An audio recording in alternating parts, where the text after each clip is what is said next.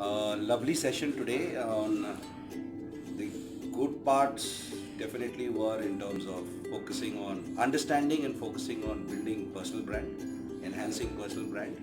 And I must say, amazing experience of storytelling and with a lot of gestures. I think the art of storytelling by Faizi was outstanding, and I guess I will definitely try to incorporate that because it was something different we experienced all of us together, and I'm sure this session is going to put a lot of perspectives into what I have been doing till now on my social media presence, and hope to implement most of the learnings to further reinforce my brand. Thank you.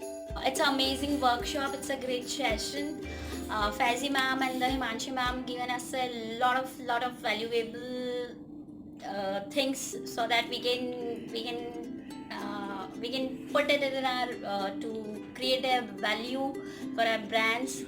This is Faizi ma'am is absolutely amazing. Their storytelling the way she can be the storytelling, it was amazingly amazing.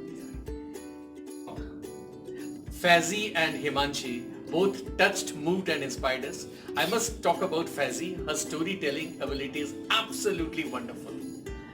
Something which we have enjoyed, each participant in this workshop has enjoyed.